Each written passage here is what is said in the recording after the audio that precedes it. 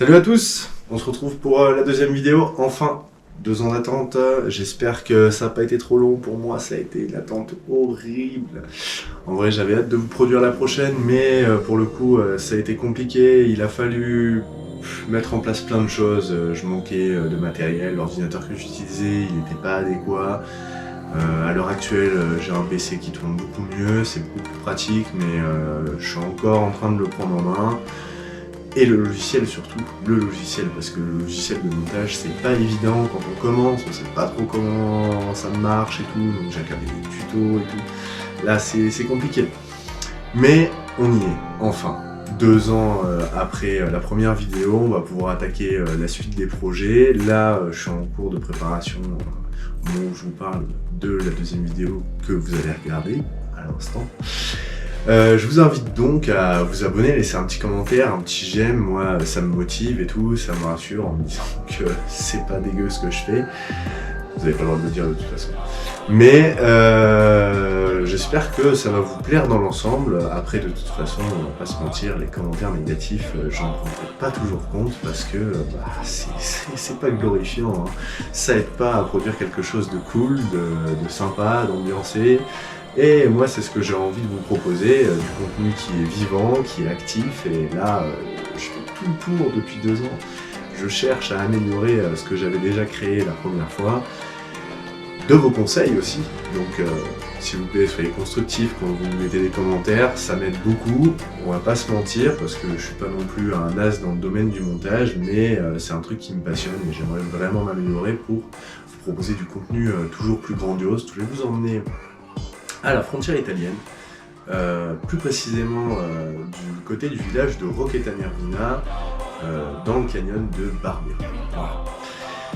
C'est un petit village qui se situe à proximité de Vintimille, Vintimille qui est environ 1 heure, 1 heure et demie de Nice, ça dépend par où vous passez, si vous prenez l'autoroute ou pas, voilà. Sachez qu'après il vous suffit de remonter une petite vallée, vous passez le village de Dolceacqua qui est plutôt connu en Italie, et vous arriverez enfin au village de Rocchetane-Arvina où vous pourrez attaquer la fameuse marche d'approche. Oh, c'est pas non plus extrême, hein, c'est 40-45 minutes en marchant tranquille, sans forcer.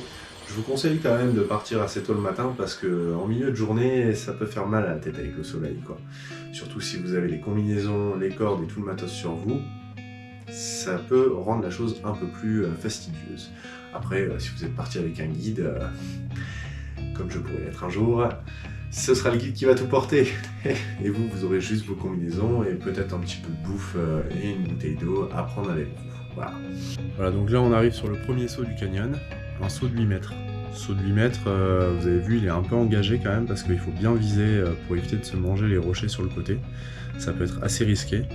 Donc je vous conseille de ne pas le tenter si vous n'êtes pas trop à l'aise. Pour commencer, c'est un peu engagé, quoi. Là on voit qu'il y a un enchaînement de petits sauts, donc c'est assez accessible à tous, quoi. Vous pouvez largement faire les oeufs comme ils sont en train de le faire. Et puis prenez pas vraiment de risques, quoi. Là pareil, on rentre sur un petit saut assez accessible à tous, hein. Vous pouvez faire plongeon, salto, front aussi si vous êtes capable de rentrer. Après vous engagez pas dans des trucs que vous n'osez pas encore trop faire déjà sur un plongeoir, quoi. On voit que la végétation est quand même vachement sèche là sur cette partie du canyon, quoi. Donc on trouve pas mal de chênes, frênes, des hêtres aussi. Et l'eau elle est turquoise quand même. Ça c'est le côté exceptionnel de ce canyon, c'est qu'on est dans une eau vachement turquoise, avec des super reflets, c'est incroyable. Là maintenant. Et là voilà, là on arrive sur d'autres sauts qui sont un peu plus longs dans le canyon, qui sont un peu plus engagés. Je vous conseille de prendre la rive droite, celui du côté où on vient de voir sauter Arthur en fait, qui est moins engagé. Et là toujours sur la même vasque, on peut faire un saut à 10 et à 13 mètres. Donc là celui que je viens de faire là c'est à 13 mètres. Je vous conseille de commencer par le premier passage où on voit la corde. Et après de faire celui de 10 et ensuite d'attaquer le 13 si vous le sentez vraiment. Mais là pour le coup c'est vraiment engagé, 13 mètres.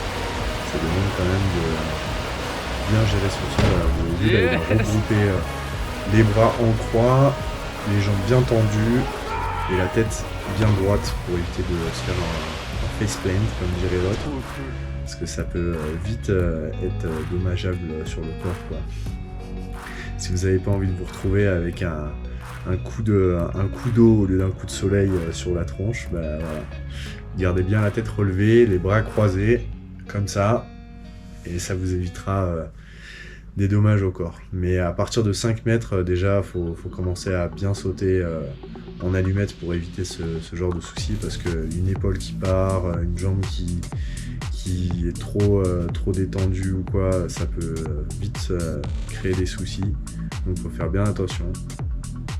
Là, on est dans une partie du canyon qui est magnifique, parce qu'on est dans une espèce d'étranglement rocheux où on a le soleil qui passe entre 11h et 13h, et c'est assez impressionnant à voir. On se croirait dans des décors de Seigneur des Anneaux presque. Là, on voit que voilà, je fais la manip pour sortir un brin de corde, tirer un rappel sur l'un des rappels obligatoires. Donc je vous conseille quand même de partir avec une corde d'au minimum 30 mètres et de bien faire attention à pas sauter tous les sauts. Si jamais l'un d'entre vous a un doute, vaut mieux poser un rappel plutôt que prendre le risque de faire le saut et de se faire mal. Surtout si vous ne l'avez pas fait au préalable, du coup vous n'aurez pas eu l'occasion de sonder, donc d'aller voir si la vasque est sautable ou pas. Donc je conseille quand même de tirer des rappels dans un premier temps et à la limite de revenir une deuxième fois pour profiter de tous ces sauts en sécurité, quoi. Voilà, vous voyez, la cascade elle est amusante, hein, y a pas de problème. On descend très facilement. On prend un peu d'eau dans la tronche, mais c'est marrant. Il n'y a aucun risque, ça doit faire même pas 5 ou 6 mètres. C'est très accessible pour les débutants, très peu engagé. Il y a d'ailleurs pas mal de guides de canyon qui le proposent en canyon d'initiation. C'est assez facile, quoi. Ils arrivent à emmener des groupes quand même de 8 personnes.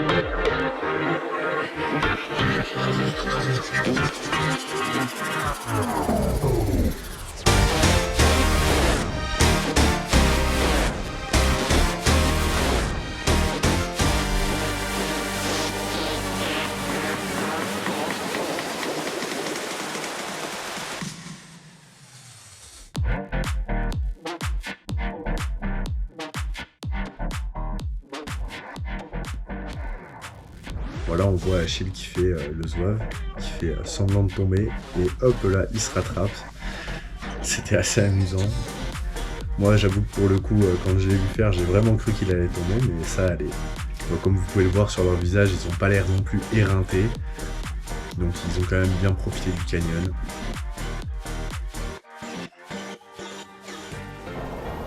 Là, voilà, par exemple, ça, c'est l'un des sauts. Je déconseille de le faire si jamais vous n'avez pas trop d'expérience, parce que vous risquez de toucher fort.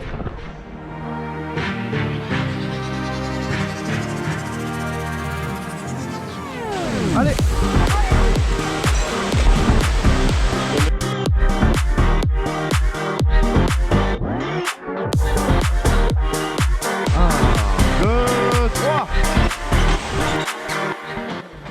Tant que le collègue se décale, on jette le sac et hop là au suivant. 1, 2, 3.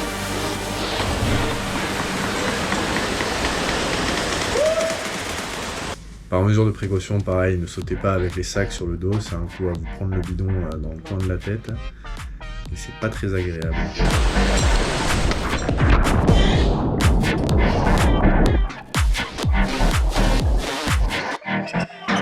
And that's why c'est l'un des derniers sauts assez sympa à faire. Alors il y en a un là où on se trouve, et sur la droite, il y a un petit éperon rocheux qui ressort un petit peu, qui permet de faire un saut légèrement plus haut, mais c'est un peu plus engagé. Je vous conseille quand même de choisir celui-là, de préférence.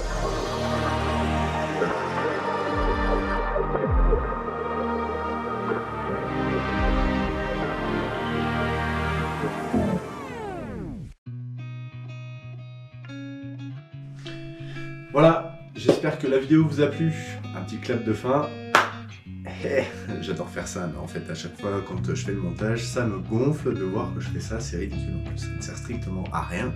Mais c'est pas grave, je le fais mécaniquement, et puis au final, je pense que ça vous fera soit bien rire, soit ça va vous gonfler. J'espère que ça vous saoulera pas trop quand même. Mais bref, pour en revenir au sujet principal, j'espère que la vidéo vous a plu, que le contenu était assez captivant et interactif. Ça y est, je bégaye, vous voyez là, j'ai du mal. Hein. Me regarder dans une caméra en train de me filmer, c'est pas toujours facile, donc soyez indulgents les gars. Mais voilà, bon, j'étais en train de vous dire quoi déjà? Ah oui, j'espère que la vidéo vous a plu, que le canyon que je vous ai emmené visiter, en résumé hein, bien sûr, parce que le canyon fait quand même 2 heures, 2 heures et demie, je le reprécise, je l'aurais sûrement déjà dit durant le cours de la vidéo, mais je me rappelle déjà. Donc je vous souhaite une bonne fin de journée, une bonne semaine, un bon week-end, de bonnes vacances, si vous êtes en train de regarder pendant les vacances, et sinon bon courage pour le boulot, et puis j'espère qu'on se verra peut-être un jour dans un canyon ou en montagne. Ciao les gars!